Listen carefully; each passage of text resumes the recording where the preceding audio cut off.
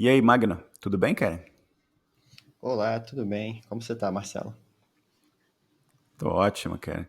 E pessoal que está assistindo a gente, hoje a gente vai fazer um experimento novo aqui no podcast dos programadores. A gente vai virar um pouco de videocast. Então eu convidei aqui o Magno Lombardo para conversar comigo. E como vocês podem ver, beleza não é o meu forte. Eu vou deixar para o Magno confirmar se é o forte dele ou não. Não vou tecer nenhum comentário sobre isso. Mas eu espero que gravando um vídeo aqui, colocar no YouTube, também gerar o podcast, publicar o podcast, possa gerar uma experiência interessante para todos e quem sabe também gerar mais participação no grupo e mais gente aprendendo com o que os nossos convidados compartilham aqui. E, Magro, falando um pouquinho sobre convidado, apresenta um pouquinho você, dá uma introduçãozinha sobre o que você faz e o que você é hoje. Bom, né, como né, o Marcelo falou, né, me chamo Magna. Eu estou atuando na área de computação desde 2006 e atualmente eu sou um desenvolvedor full stack trabalhando para uma empresa norte-americana. Trabalhamos a empresa ela trabalha no modal de consultoria, então nós somos, né, contratados por uma empresa que nos fornece para outra empresa para, né, auxiliar nos projetos e prestar serviço. O projeto atual que nós fazemos é para o Starbucks norte-americano. Beleza, o pessoal que bebe café vai gostar bastante, vai querer conversar com você sobre seus projetos aí. Cara, mas vamos voltar um pouco lá atrás. Como é que você se interessou por computação e tecnologia? Como é que a computação entrou na sua vida? Você se lembra desse comecinho? Eu lembro, é uma história até, né, um pouco intrigante, porque o caminho não era assim, né, não era esperado que eu fosse buscar uma formação na área de computação, uma formação acadêmica assim, né, per se. Porque o que me interessou foi quando eu li um livro que o meu pai tinha, chamava Dossiê Vírus. É um livro que foi escrito por um pessoal da AMAN, e era sobre questão de tecnologia, e principalmente na área de segurança, para, né, ajudar as pessoas a compreender como que funciona um sistema e como que você se prevenir de agentes maliciosos nesse sistema. Aí quando eu li o livro eu falei, pô, isso aqui é interessante, eu gostaria de trabalhar nisso. E aí foi a partir daí que eu comecei a buscar e me interessar mais por tecnologia. Óbvio que nessa época eu era adolescente, eu já tinha, né, meu pai e minha mãe tinham acesso ao computador, então eu já tinha, né, a possibilidade de usar um computador. Eu cheguei a usar um 486, eu cheguei a usar um Pentium 3, né, que são equipamentos que, para os padrões de hoje, são bem defasados, né, quase arcaicos. E aí eu pensei, pô, quero me aprimorar nisso. Qual que é o caminho para isso? Aí quando se quem escreveu isso é da AMAN, então o caminho deve ser para a AMAN. Daí eu busquei como entrar na AMAN, aí vi que tinha que fazer prova para cadete do Exército, fiz prova para cadete do Exército, reprovei no exame físico. E com isso, né, eu fiquei assim, pô, ó, vamos lá. Como que eu faço? Porque o que eu quero é trabalhar com segurança, né, em, nessa parte de informática. Realmente a AMAN é o único caminho que vai me permitir isso? Aí eu fiquei mandando e-mail pro pessoal da AMAN até alguém me responder. Até que um dia o cara, eu acho que ele era um dos autores do livro, eu lembro que chama Tenente Kelly, me respondeu e falou: Olha só, a gente até tem como fazer essa especialização, só que o caminho não é como você parece estar acreditando. Você tem que primeiro fazer uma formação, né, em engenharia, depois você vai fazer uma especialização em telecomunicações, para só então você fazer uma especialização em informática, aí que você vai poder começar a atuar, né, nessa área. Aí eu fiquei, pô, beleza, vamos lá então. Essas informações de quanto é cada tempo estão disponível. Eram 5 anos em engenharia, com mais 2 na especialização de telecom e mais 2 na de informática. Eu falei, pô, vou levar 9 anos para começar a mexer no que eu quero? Não, não é possível. Tem que ter um caminho mais rápido para isso.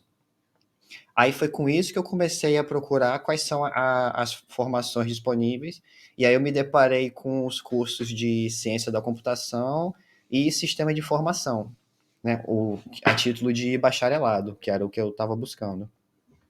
E foi a partir daí que eu comecei a, né, beleza, acredito que o caminho da formação acadêmica seja mais prático do que o da formação militar e menos penoso também, né? Principalmente para alguém que não tem muita admiração por seguir uma vida militar. Eu respeito quem faz, mas não é o que eu busco para mim. O que eu busco eu quero mexer com o TI. O militar era um colateral do caminho que eu tinha visto. E, né, foi assim que eu, né, cheguei à conclusão que uma formação acadêmica é o caminho, então vamos buscar. Daí foi como eu comecei a ir para minha vida a minha vida acadêmica. Muito, muito legal, cara. E é interessante também que você, persistência tudo, né? Que você foi conversar e procurar os caras e tentar ter uma orientação do que precisava ser feito e tal. E isso começou a te fazer questionar alguns caminhos e tentar buscar outros caminhos também para você conseguir ir à frente. Mas conta um pouquinho como é que foi. Nessa época você estava no ensino médio, você já estava um pouco mais à frente? Como é que era essa época para você? Onde é que você estava? Você falou de 486, já tem um tempinho isso, mas você estava pelo ensino médio, onde é que você estava na vida? Não, então, quando eu usei o 486, eu ainda era criança, era, né, meu pai que tinha um 486, e de vez em quando ele deixava eu usar lá e mexer um pouquinho. Esse momento aí de eu estar pentelhando o pessoal para saber o que fazer, o que seguir, era no meu ensino médio. Era um momento quando eu já tinha uma experiência com programação, mas isso por questão de jogos.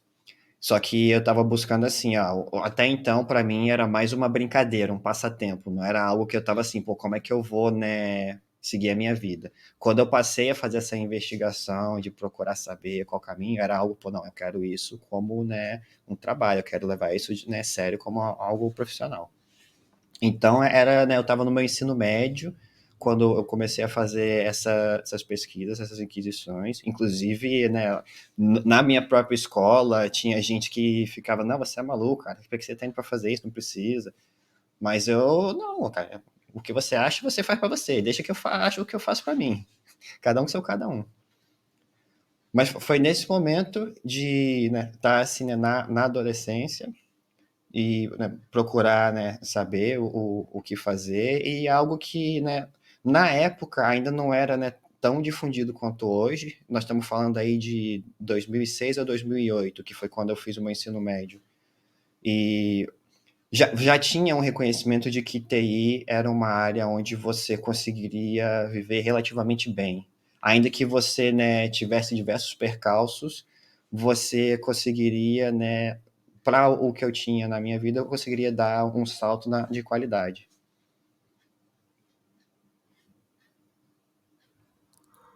Ô Magno, você fez faculdade? Sim, eu sou bacharel em Sistemas de Informação pela Universidade Federal Fluminense. Sensacional. E você chegou primeiro na faculdade ou você chegou primeiro no primeiro emprego na área de TI? Na área de TI, eu cheguei primeiro no meu primeiro emprego. Porque, assim, Ah, é. quando eu tinha Antes lá da meu faculdade. pentiozinho, antes da faculdade, eu sou um daqueles casos que a pessoa entrou na faculdade já sabendo programar. O que, né, eu só descobri na faculdade que isso era exceção, eu achava que era regra. Quando eu estava na minha adolescência, que eu tinha, né, lá tinha um pentiozinho para usar, eu gostava muito de ficar jogando alguns joguinhos online.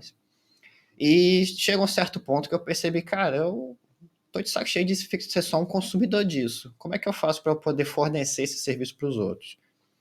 E aí, com isso que me indagou a buscar, como que eu faço, né, esse jogo aqui ficar disponível para os outros. Aí eu fui atrás de descobrir as tecnologias usadas.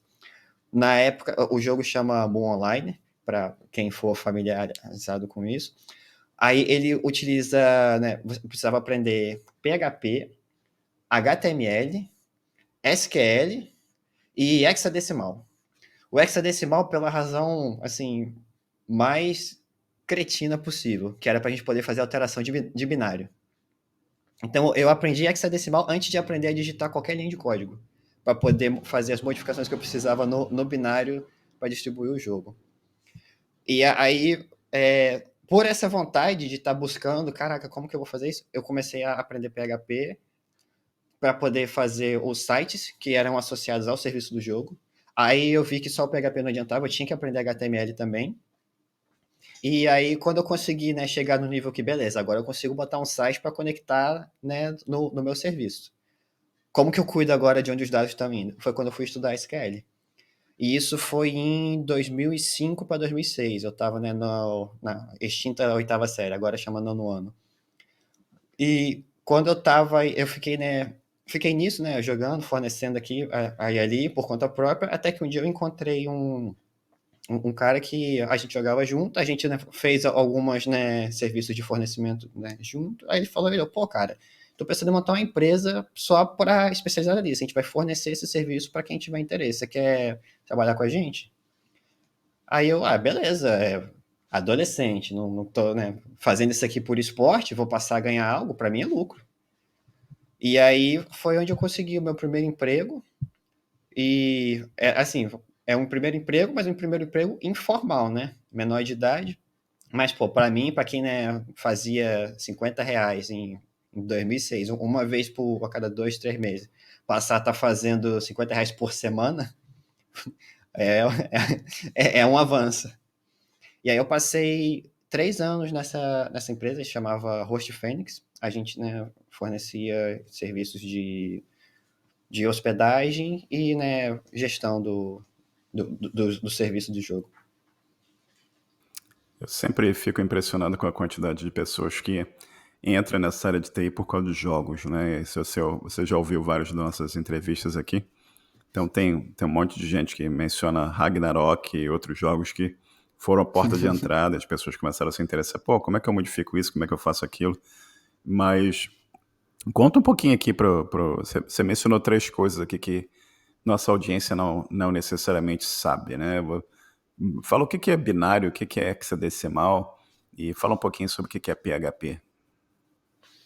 Ok, primeiro o PHP, que talvez seja o mais simples de explicar. PHP é uma linguagem de programação focada para a web, onde você consegue fazer serviços dinâmicos com ela. Então, se eu quero que a minha página responda a algumas interações do usuário, naquela época o PHP era a forma mais simples de se fazer isso, né? JavaScript ainda não era tão dominante quanto é hoje. O binário é basicamente um executável que você, né, isso utilizava no ambiente Windows, mas binário é um executável para alguma aplicação. Então, eu estou basicamente pegando o executável de um programa e, né, destrinchando ele, como que ele está compilado, para fazer alterações no executável dele. Quando a gente faz código, nós escrevemos o código, colocamos, né, passamos ele para um compilador, e esse compilador gera o binário para a gente. Então, quando eu estou editando o binário, eu estou pulando essa etapa de escrever o código e de usar o compilador, e estou mexendo diretamente no resultado final, o que tem né, suas dificuldades.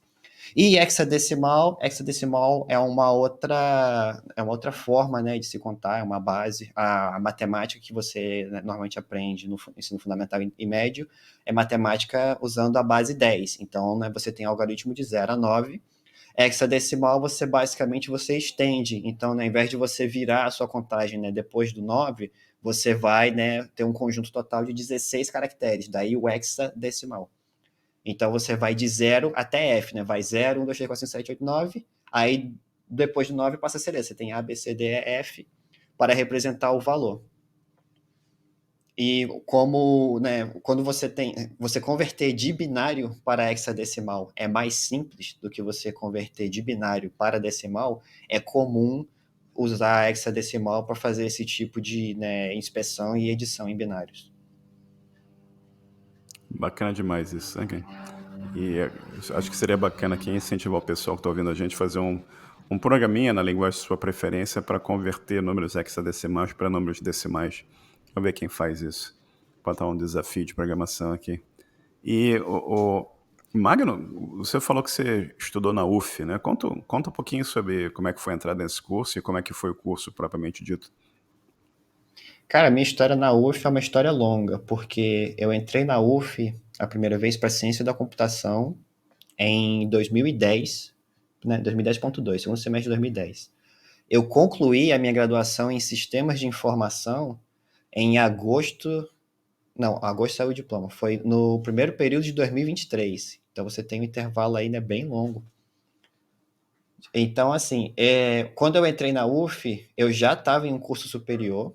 A antiga faculdade da cidade, depois virou universidade, que depois foi comprada pela, acho que é pela Gama Filho. E eu tinha uma bolsa de 50% e era lá no centro do Rio, ali no Largo da Carioca. E quando, né, eu estava, né, tentando, né, seguir o estudo, eu vi que estava muito difícil para mim ficar fazendo esse translado, porque eu não morava lá no Rio, meu acesso era bem precário. Eu tinha que pegar o transporte da prefeitura, acordar 4:30 da manhã, para poder estar pegando a barca ali de 7h10, né, no máximo, para não perder a aula. Fora o custo financeiro que isso tinha, né, de você pegar a barca e ir de volta todo dia. Era, né, na época era um custo, né, bem pesado para a gente. Então, a alternativa da universidade pública, ela não só era interessante, como também quase que obrigatória para eu poder conseguir me manter, né, numa formação acadêmica. Aí eu fiz o Enem, 2 anos após eu me formar, eu concluí o ensino médio em 2008. Então eu fiz o Enem em 2009 e em 2010 eu entrei. Então, um ano depois. E aí, quando eu entrei no curso, foi interessante porque eu já tinha passado algumas disciplinas, né? Então eu consegui pedir dispensa eu tinha sido aprovado em 8 cadeiras na universidade, e aí eu fui dispensado de 4 só na UF, as outras 4 eles não deram. Então foi assim, foi um ingresso diferente, porque eu entrei na instituição, não entrei buscando aqueles negócios de trote que o pessoal faz, tem trote cultural, a coisa, eu falei, cara, eu tô aqui para estudar, vocês querem brincar, vocês fazem suas coisas. Ah, mas vai ficar sozinho. Meu irmão, eu já venho lá de longe. Eu levo horas para chegar aqui. Eu já estou sozinho. Não tem nada novo nisso daqui. Deixa eu ir lá estudar. Vai pro próximo, por favor. E aí cheguei, cara, uma das coisas que eu mais fiz durante todo o meu curso foi sempre estar lá na coordenação, pedindo orientação, perguntando as coisas. Ó, eu vim de outro curso aqui, eu já cursei algumas matérias. O que que eu faço? Ah, você tem que entrar no período de dispensa. Como que faz isso? Ah, e aí fica nisso, ó, vai lá todo dia. Tinha um coordenador que ele não me aguentava mais, cara. Ele olhava assim no corredor e falava: pô, não passou lá hoje, cara? O que que houve?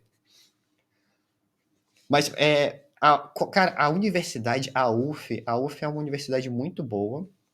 Ela tem professores altamente capacitados e apesar, né, dos pesares do ensino superior no Brasil, ela tem uma estrutura sensacional. Só o fato o restaurante universitário é um divisor de águas para as pessoas poderem, né, permanecer no ensino superior.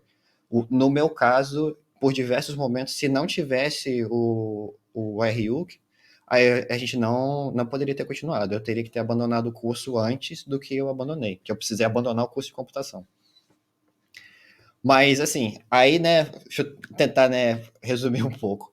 Entrei em 2010.2, aí fiz as dispensas. Período seguinte, 2011-1, puxei uma optativa de jogos com o Esteban Klua. E aí, ali eu descobri a Unity, e dali, cara, quando o Esteban viu que eu estava tendo um certo desempenho, né, acima da média com a engine, ele começou a perguntar se eu estava interessado em projetos. E foi desse momento que eu comecei a ficar, pô, projeto, beleza, mas eu ganhei alguma coisa? Era, né, tinha uma bolsa de remuneração. Foi nesse momento aí que, né, hoje eu percebo que eu dei a virada na minha caída acadêmica em computação, porque eu passei a focar em estar em projetos do que em me manter, né, estudando. Porque era mais importante eu colaborar com as contas de casa do que eu, de fato, né, concluir a graduação no momento. Então, eu passei a fazer um monte de projeto assim, das coisas mais variáveis. Eu fiz projeto para auxiliar a Marinha do Brasil em negócio de simulador para submarino. Fiz projeto para visualização de dados geossísmicos para a Petrobras, para os caras saberem como está o fundo do oceano, aonde vai perfurar. Fiz projeto de EAD para a própria UF, para o cara poder ter um jogo, né, para ensinar os outros. Fiz projeto para tinha um que era VR, para você poder, né, controlar uma bicicleta física e ter isso replicado no VR. E fora os outros eventos que o Esteban me levou, fui representar a UF na França, um evento internacional, 3 vezes representei a UF. Então, assim, ter conhecido ele foi algo assim que impactou muito a minha carreira, principalmente pelas possibilidades que ele me trouxe. E eu tenho certeza que se eu não tivesse buscado, né, essa interação com ele, eu não teria seguido para o lado profissional que eu segui, que foi, né, buscar me especializar e profissionalizar na área de jogos, que foi o que aconteceu quando eu eu saí, né, da UF. O que acontece? Quando foi em 2013, eu precisei tomar uma decisão, porque eu estava em um ponto que ou eu cursaria, né, continuava cursando, ou eu só trabalhava para poder ajudar nas finanças. E o curso de computação, ele é um curso que antes ele ficava como matutino e vespertino. Hoje eles já, né, atualizaram para integral. Então é um curso que fica muito difícil de você trabalhar, porque você tem uma aula das 9 às 11, depois você vai ter outra aula das 4 às 6, por exemplo. E isso vai ser na segunda-feira. Na terça-feira você vai ter aula de 7 a meio-dia, e depois você vai ter uma lá, né, de 4 a 6, ou então é todo assim picotado, fica bem, né, na realidade do Brasil fica bem difícil de você conseguir, né, um trabalho ou até mesmo um estágio. Então, infelizmente, eu precisei, né, ter que fazer essa escolha e eu optei por, né, interromper a minha graduação e focar no mercado de trabalho, que foi quando eu já estava em um ponto que a experiência acadêmica que eu tive na UF nesses projetos me permitia ter um bom domínio da Unity. A Unity estava começando a se consolidar no mercado, você estava começando a ter ali, né, um crescimento da indústria de jogos, não só no Brasil, mas ali os polos começando a se formar no Rio de Janeiro, os estúdios surgindo. Então eu pude migrar para trabalhar com consultoria nessa área. Mas isso já foge um pouco do tema da UF. Perfeito. Mas você falou, você saiu da UFC, interrompeu o curso e você conseguiu voltar depois? Isso, eu consegui voltar depois. Eu, né, retornei para a UF em 2017. Então, né, foram 3 anos. Eu fiquei 2013, 2014, 2015, dedicado exclusivamente a estabilizar a situação financeira.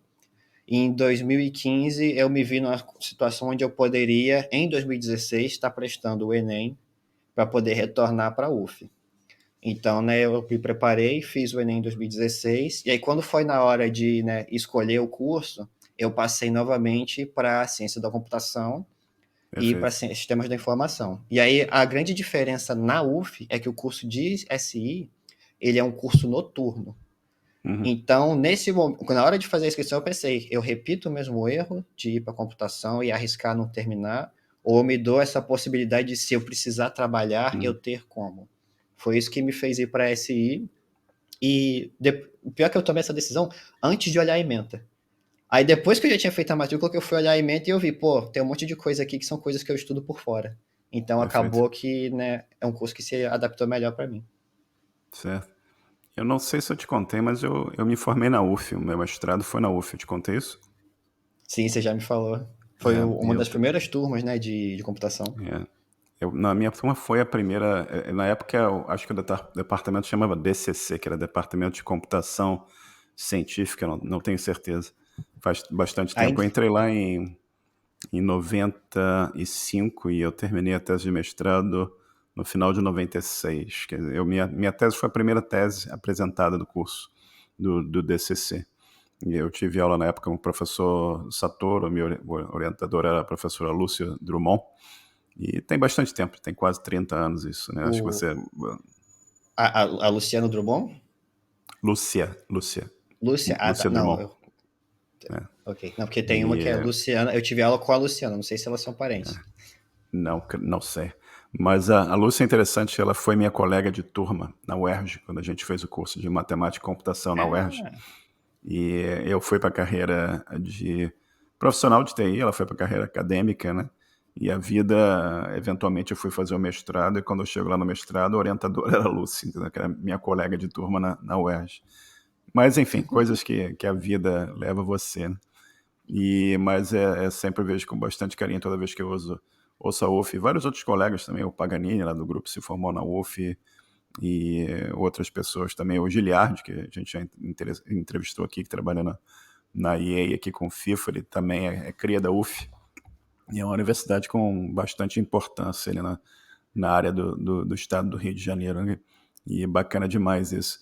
Mas conta um pouco pra gente mais, que você mencionou jogos e você mencionou que tu entrou nessa área começou a se destacar com programação para jogos no Unity. Explica um pouquinho pro povo aqui no grupo o que é o Unity e como é que foi essa experiência de criar jogos, que é algo que tanto interessa tantas pessoas, entendeu? Conta um pouquinho sobre isso pra gente.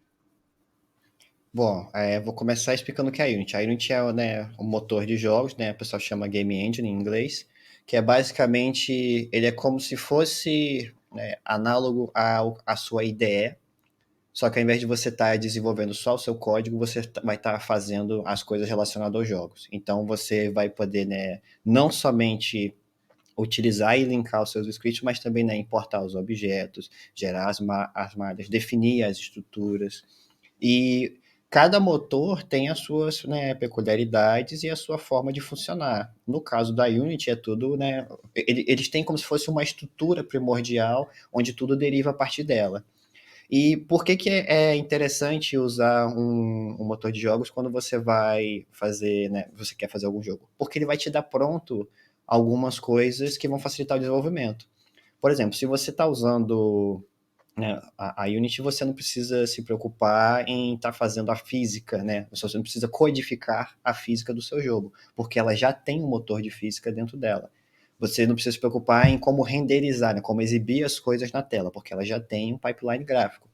Então, né, tem diversos fatores que fazem você decidir qual motor de jogos usar. Isso é um discurso à parte, mas, né, basicamente é isso. Ela vai te dar muitos recursos que vão facilitar o desenvolvimento. E na época, a Unity estava com um crescimento muito grande, principalmente no setor de jogos mobile, porque você conseguia fazer o código em um só lugar e você poderia publicar tanto para dispositivos Android quanto para dispositivos, né, iOS, né, os dispositivos da Apple, e inclusive até, né, os outros já falecidos, né, você podia publicar para Windows Phone, tinha também, acho que é Samsung Tizen, tinha, né, uns sistemas assim não tão populares a ponto de ser assim dominante no mercado, mas popular a ponto de poder, né, é uma fatia do mercado aqui que a gente consegue se estabilizar. Então, por conta disso, né, como a gente facilitava, você desenvolvia um código e mandava para 3, 4, né, plataformas diferentes, ela acabou ganhando uma adoção relativamente rápida. E aí, para ingressar nesse mercado, cara, o cenário mudou muito, né, de lá para cá. Na época, né, tava começando todo mundo querendo montar sua indústria, todo mundo querendo fazer o seu estúdio. Então, o network, né, que você tinha, os contatos que você tem eram diferenciais. Você já está trabalhando ali com o pessoal, tanto que está fazendo pesquisa na área de jogos, ou com a galera que está, né, a gente temos aqui, né, uma ou duas pessoas que trabalhou em algum estúdio grande, está querendo abrir um estúdio novo. Era a principal forma de você, né, saber aonde bater na porta para ir lá atrás da sua vaga. E aí, durante esse tempo, eu comecei trabalhando principalmente com consultoria, porque o que acontece? Eu tinha muita conexão e conhecimento com o pessoal que estava, né, pesquisando, mas não muito com quem estava de fato trabalhando. E como, pô, eu era uma pessoa que os centros estão no Rio e eu estou, né, eu moro na região dos lagos, eu estou a 2 horas, 2 horas e meia do Rio. Então, né, quando a pessoa via lá o endereço, pô, como é que você faz para vir trabalhar? Ah, não, aí eu consegui um emprego, eu vou me mudar. Aí a galera, isso daí era, né, um dificultante para eu conseguir uma posição fixa. Então a solução que eu encontrei foi o quê? Ó, vou pegar e vou passar a trabalhar, né, como consultoria, que aí na consultoria eu só vou quando os caras me chamam e eu consigo fazer remotamente o trabalho. Então, né, eu comecei a auxiliar, né, os estúdios, né, pequenininhos que principalmente estavam com problema de ter o seu jogo aceito. Ah, porque não é só você pegou, fez, né, e mandou qualquer coisa que eles aceitam. Eles têm alguns parâmetros, alguns requisitos, algumas avaliações a serem feitas. Na época ali, né, 2008, 2009, 2010, a Apple era extremamente cri-cri com quem entrava na loja dela. Então, a maioria dos meus clientes eram pessoas com dificuldade de ter o jogo aceito dentro da Apple Store, ou de ter uma forma de monetizar o jogo dentro da Apple Store. Então, a minha consultoria era mais focada nisso, em como, né, solucionar esses problemas para que o seu jogo passe da aprovação inicial, seja publicado, e uma vez que isso aconteça, se for do interesse, né, aí é ofertado o serviço. Você tem interesse também em otimizar a monetização? E aí, né, quando era o caso, a gente trabalhava em botar uma loja dentro do jogo para facilitar a monetização. Eu trabalhei, né, nesse padrão, foram pelo menos 15 jogos que foram publicados nas lojas. A maioria dos estúdios, todos já quebraram, infelizmente. Porque o que aconteceu, né, que eu falei que o cenário de jogos ele mudou. Depois de um tempo, passou a ser difícil de você conseguir manter o... Desde o começo já era difícil de você manter, né, o seu estúdio lucrativo. Você tem poucos estúdios que de fato conseguem. Então o pessoal passou a focar para ou você fazer advergame, que é um jogo feito com o propósito de promover alguma coisa, ou você viver de edital, né? Você fazer algum edital e aí com o dinheiro do recurso do edital você produzir, né, o jogo, quer seja advergame, a saída, quer seja um serious game, seja jogo educativo. E aí quando teve essa mudança na área, para, né, o meu modo de trabalho, que era consultoria para eles serem aprovados, ficou muito mais difícil de eu conseguir cliente, né? Porque eles foram, né, basicamente, né, foi reduzindo o nicho até chegar num ponto que, ó, agora tá numa situação complicada. O que eu faço? Foi a hora que eu decidi migrar para a web. E como é que foi essa saída dessa área e a tua evolução que você falou que hoje você está trabalhando com uma empresa aqui que presta serviços e desenvolve soluções para o Starbucks, né? Que é uma empresa aqui global, mas basicamente baseada aqui na América do Norte, né? E como é que foi? Como é que foi a evolução, essa saída dessa área de jogos e por onde é que você passou para você entrar nessa área de web até você chegar onde você está hoje? Quando eu, né, fiz a migração, eu saí, né, atirando para tudo que é lado, procurando vaga de web, porque eu parei assim, a avaliação que eu fiz foi quais são os conhecimentos que eu tenho hoje e aonde que eu posso usar isso. Pela minha experiência com jogos lá, né, fornecendo os servidores, eu tinha um bom conhecimento com HTML, PHP, SQL e por causa da Unity C Sharp. O que é usado na web hoje? Além dessas coisas, é utilizado JavaScript. Então, eu preciso aprimorar um pouco o meu JavaScript e com isso eu posso buscar uma colocação na web, possivelmente como desenvolvedor full stack, onde eu vou estar usando o C Sharp para fazer a parte de back-end e o front-end, né, usando HTML e JavaScript. Se eu sei JavaScript, o framework é só, né, um detalhe.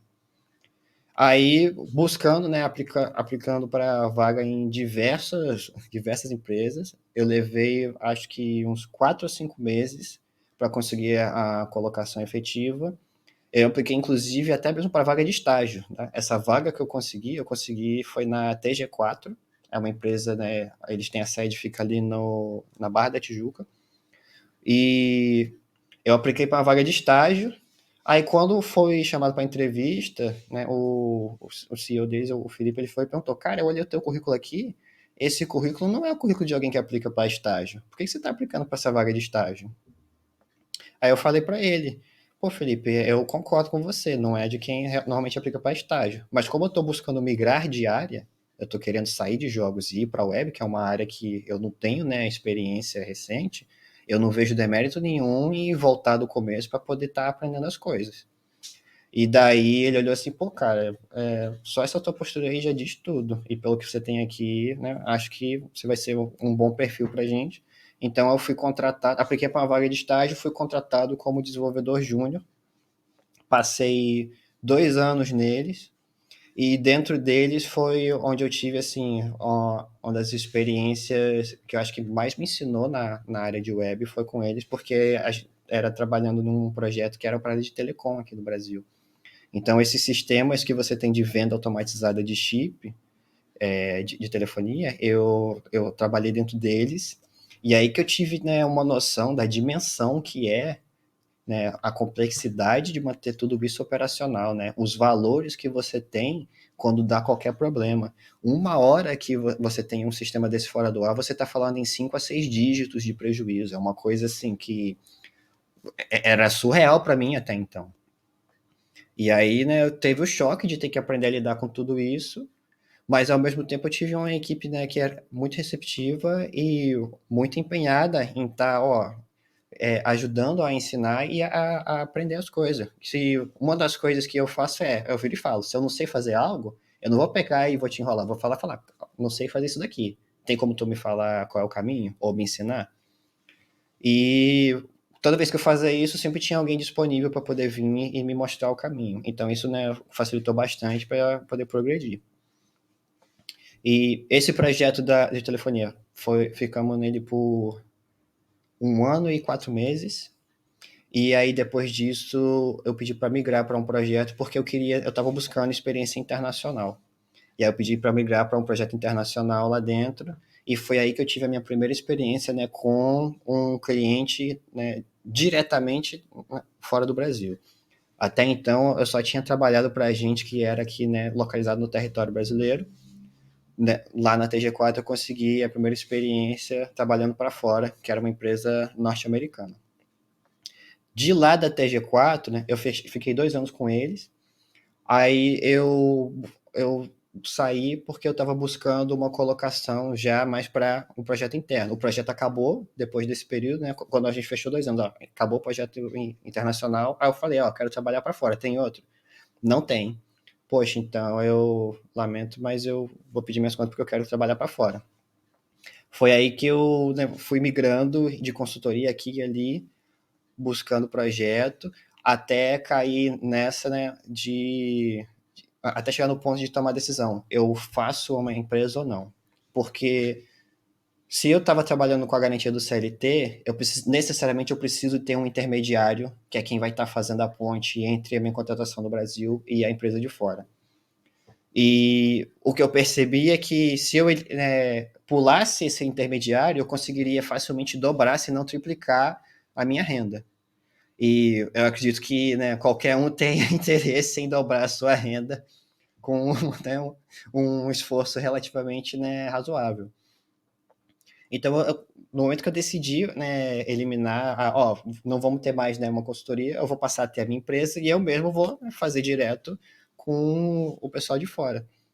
Foi o momento que eu consegui, de fato, dar um salto, assim, né, na minha qualidade de vida, porque, ó, consegui a colocação na DevPro, passei a ganhar em moeda estrangeira. O câmbio favorece muito quem está no Brasil e ganha em moeda estrangeira.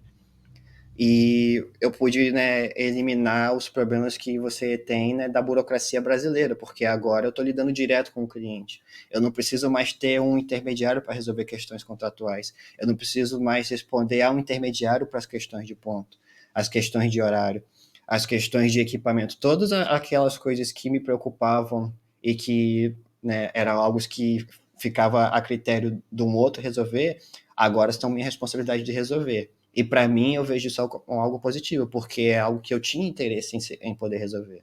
E antes eu não podia.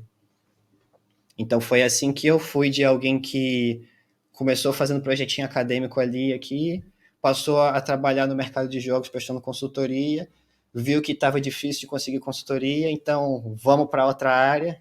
Alguém me abraçou e me ensinou o caminho da web e hoje estou aqui, né, trabalhando como desenvolvedor full stack, fazendo serviço para a galera aí do NA.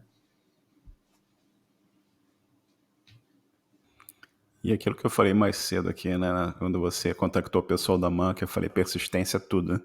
Então você, no seu papo aqui, você demonstra a sua persistência. Você está sempre correndo atrás, você está sempre persistindo, tentando melhorar e não desistindo nunca. E nada é fácil, que você sabe que nada é fácil, mas você está correndo atrás e tentando melhorar. Você falou que era caro estar no barco, então várias dificuldades que você foi passando pela tua evolução pessoal e profissional até você chegar onde você está hoje, né? Conta um pouquinho pra gente sobre qual é a tua stack hoje, o que que você usa de stack de desenvolvimento hoje no teu trabalho. Hoje a stack que a gente usa é majoritariamente .NET, nós utilizamos algumas coisas de automação de testes e temos também alguns pipelines da Azure para... O cliente não usa como a gente gostaria, mas tem lá um CI e um CD para integração. Tem a questão para testes, nós usamos... Cara, são uns 3 ou 4 API de teste diferentes. Tem OpenAPI, tem Jest, tem NUnit, tem Fluent Assertions, mas são tudo... é um tooling todo focado em .NET, porque a base do código está em .NET. A parte do front-end ela é feita majoritariamente usando React, e então, né, você precisa dominar tudo que está envolvendo né, ali em React. Então você precisa saber HTML, precisa saber JavaScript, precisa saber, né, o framework React, precisa saber Node, precisa saber Git. Git né, versionamento é basicamente padrão da indústria, é agnóstico ao que você está trabalhando, costuma ser exceção você não usar Git. Acredito que é isso, que né, questão de tecnologia. As outras ferramentas que a gente usa vai mais para tooling, que não é tanto assim a stack em si. Você pode contar um pouco para a gente sobre quais seriam assim os principais desafios? Como é que é a tua rotina do dia a dia? Quais são os principais desafios que você encontra enquanto você está trabalhando? Eu acredito que uma das primeiras, né, não chega a ser um desafio, mas com certeza é um fator dificultante, é a questão do você conseguir sincronizar a equipe, porque você né, trabalha com pessoas em time zones diferentes, né? Então, tem parte da equipe que está na Ucrânia, tem parte da equipe do Starbucks que está na Coreia, tem parte da equipe que está na Índia e tem parte da equipe que está nos Estados Unidos. Então, você conseguir consolidar todo mundo quando é necessário é um desafio à parte. Um outro desafio, às vezes, acontece na comunicação, porque para a maioria das pessoas, o inglês não é a língua padrão, né? Não é a língua mãe. Então, quando você está se comunicando com uma pessoa que ela não está usando a língua né, pátria dela, é natural que algumas coisas não saiam da maneira que ela deseja. Então, você tem que ter isso em mente e compreender, e se for o caso, você mesmo né, pedir para explicar de outra forma, porque você não entendeu. Então, essa parte de como você se comunica com o outro, mesmo todo mundo falando inglês, é algo que por vezes acaba sendo um desafio, né? Principalmente com regiões que têm um sotaque mais forte, né? Algumas regiões do leste europeu pronunciam palavras de uma forma que para mim tem um significado totalmente diferente. Ou as pessoas da Índia têm uma palavra aqui e ali que às vezes eu não consigo entender. Então esse tipo de coisa é algo né, corriqueiro. Outro desafio também é a gente conseguir né, passar por todos os processos de compliance da empresa. Porque como né, o cliente é o Starbucks, ele é enorme nos Estados Unidos, você tem um tooling e toda uma hierarquia de processos a ser seguido rigorosamente. Então não é incomum que as coisas às vezes fiquem meio engasgadas nesses processos, porque são muitas validações e muitas verificações que precisam ser feitas. E identificar né, os problemas quando eles acontecem. Acho que esse é o desafio que a gente mais acaba metendo a mão, é a questão de quando chega um bug para a gente, e bug report nem sempre vem completo, tá, pessoal? Bug report comumente tem menos informação do que você precisa. Então, para você encontrar o que está causando aquele cara, é um desafio à parte. Cada bug é um leãozinho para você estar brigando com ele.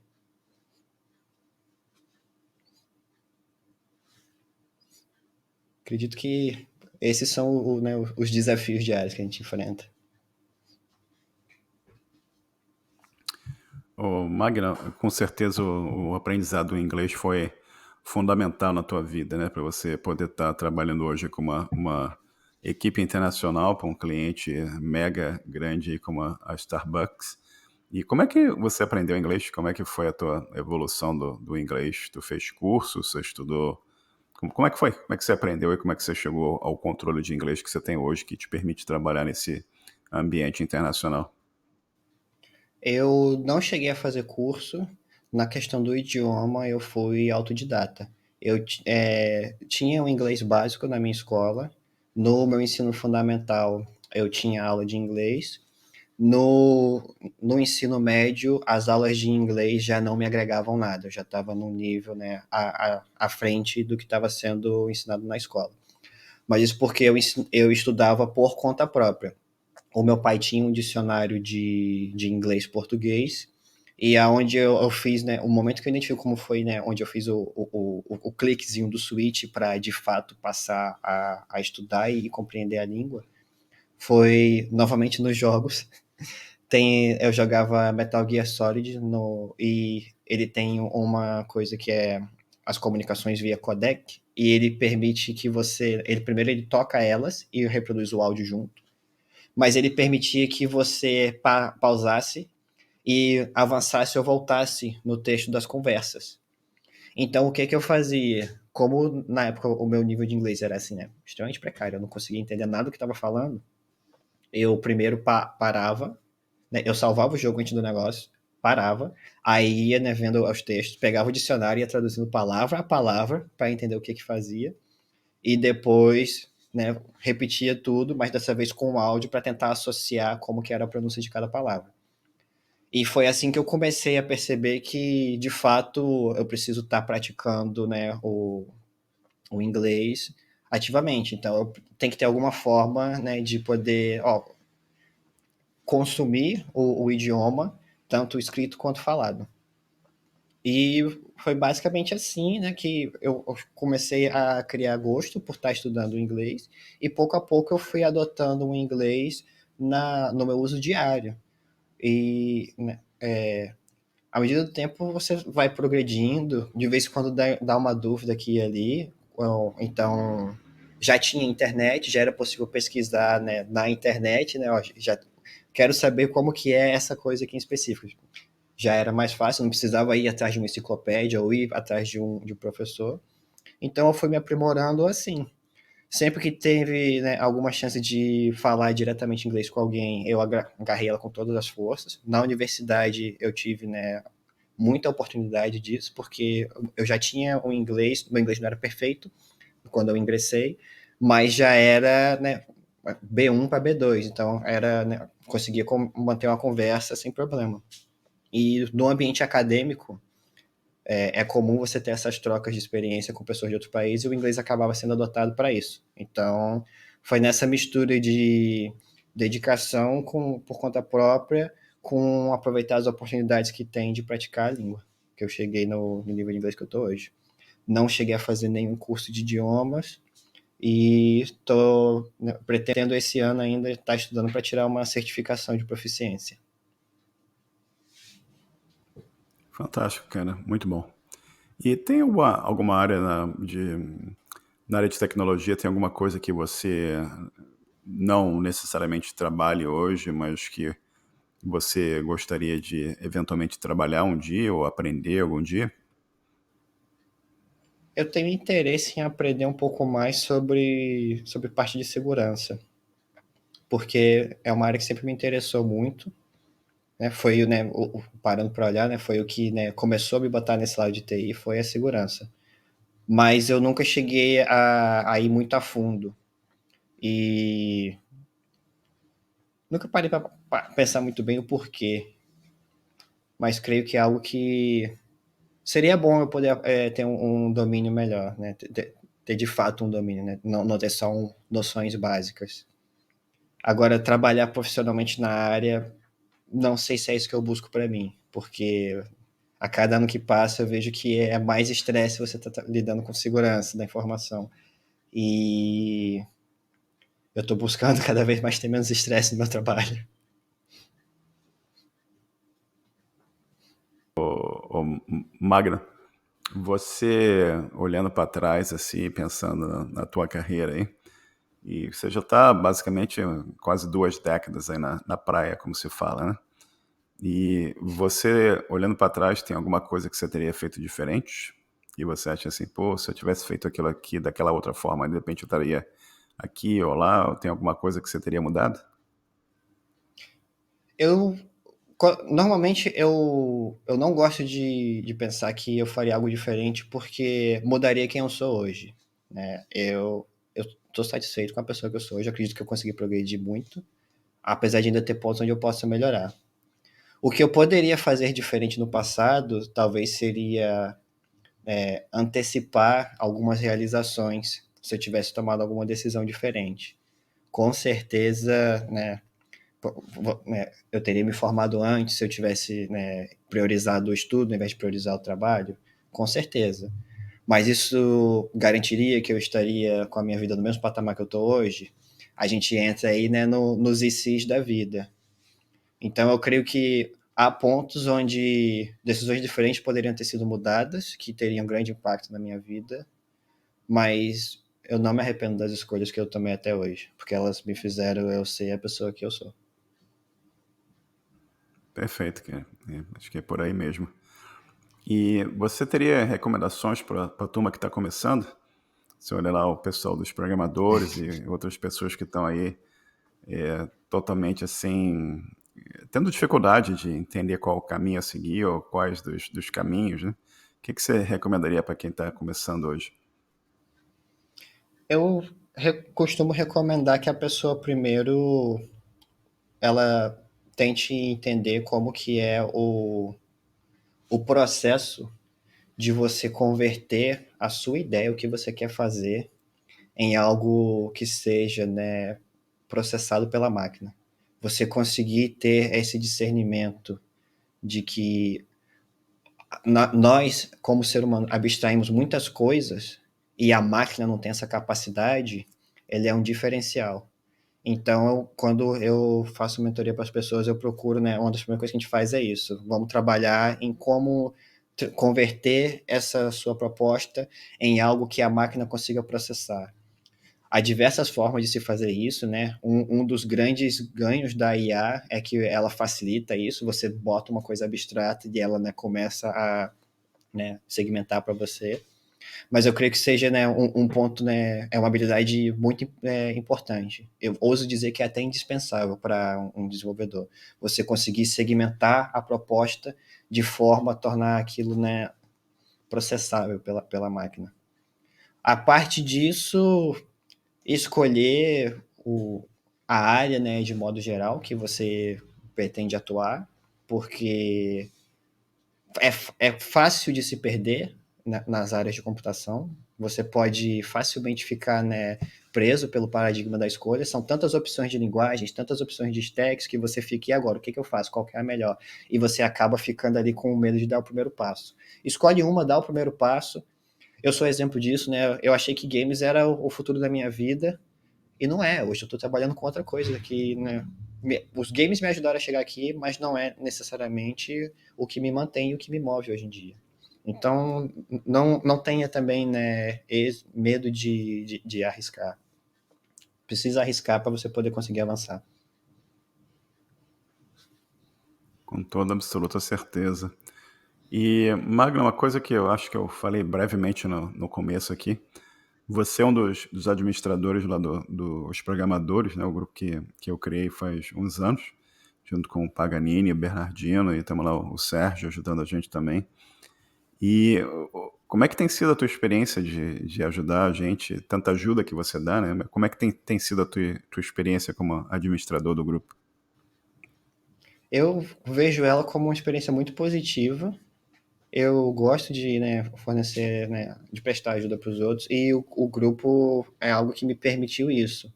Né? Quando, acho que se não me engano foi o Tomás, né, o Tomás Canabrava, que me mencionou sobre o grupo, e eu entrei lá, pô, aqui é uma comunidade que o pessoal tá começando e tal, quer aprender, então se você puder ajudar, beleza, quando tá querendo começar, né, eu já tô no ponto que eu acredito que eu consigo ajudar essa galera. E é comum, né, depois, né, já tem um tempinho que eu estou ali ajudando, eu vejo como é recorrente os mesmos pontos, né, onde as pessoas têm relativa dificuldade. Você acaba vendo, pô, realmente isso aqui é uma área que quase todo mundo empaca nela. E aí eu me baseio nisso para tentar, né, fornecer ajuda. Como que eu posso explicar isso aqui de uma forma melhor? Como que eu posso tentar ajudar nessa área de uma forma melhor? É evidente que nem todo mundo consegue, né, avançar por qualquer que seja o motivo. Às vezes são, né, o momento da vida da pessoa não permite, às vezes são, né, questões, né, financeiras, questões mesmo até de necessidades mais imediatas, mas de modo geral o que eu vejo é que as pessoas que persistem e que, né, vão seguindo as orientações que elas recebem, elas conseguem progredir, né? Cada um progride à sua maneira, a seu ritmo, mas elas, né, conseguem obter êxito. E eu fico feliz de poder fazer parte, né, ainda que uma parte assim pequenininha, mas de poder fazer parte da jornada dessa pessoa. E é bom porque eu pude voltar a estar, né, fazendo essa questão de estar, né, compartilhando experiência e estar dando um certo guia. Porque eu tive essa experiência já antes, mas não na área de TI, com outras coisas. E é sempre muito gratificante quando eu vejo uma pessoa que eu pude dar um direcionamento para ela e esse direcionamento fez com que ela, né, progredisse na vida.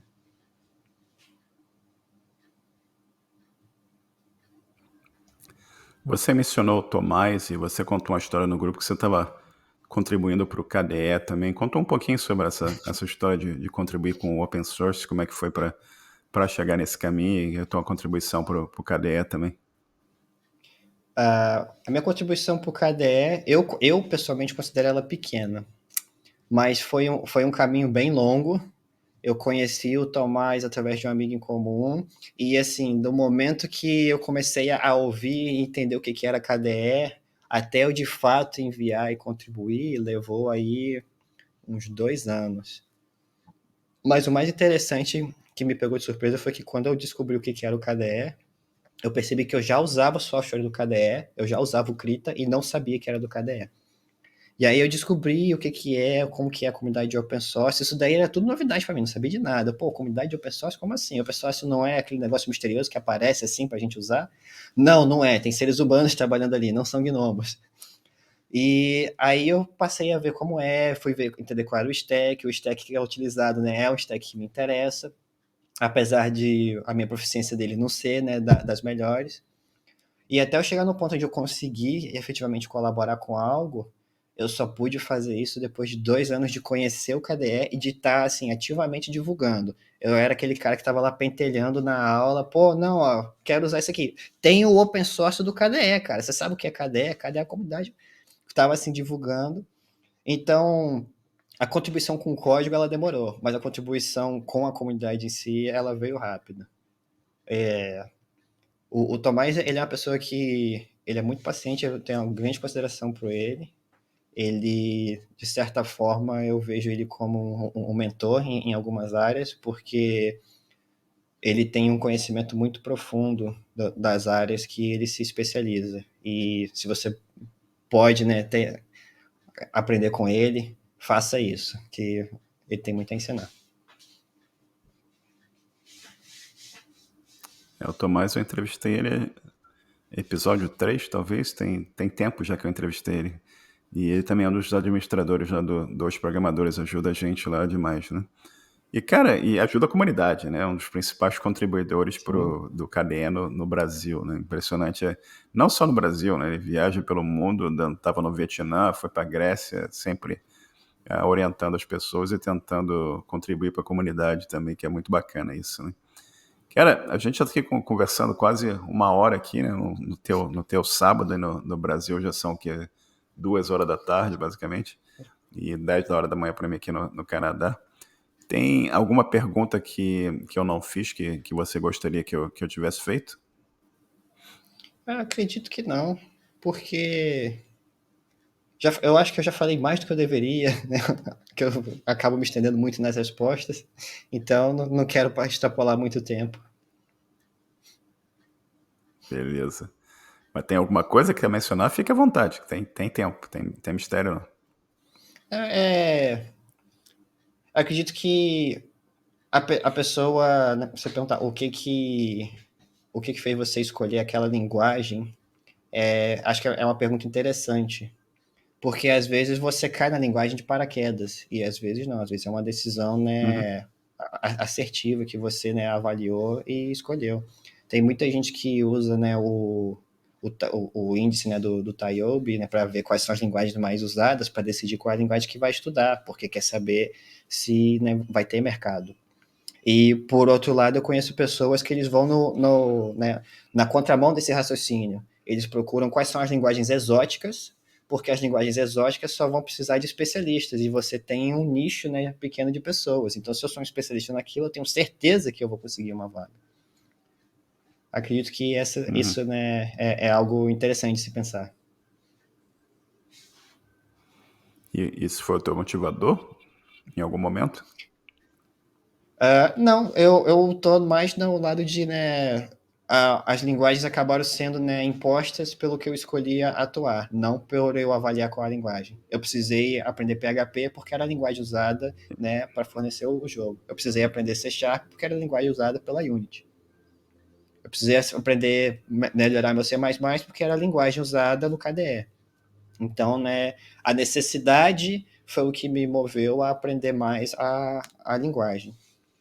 E hoje eu acredito que eu já estou num As patamar oportunidades foram te que levando no caminho, né? isso, elas foram direcionando. E uma coisa que, né, principalmente acho que para quem está começando, isso pode ser, né, mais impactante.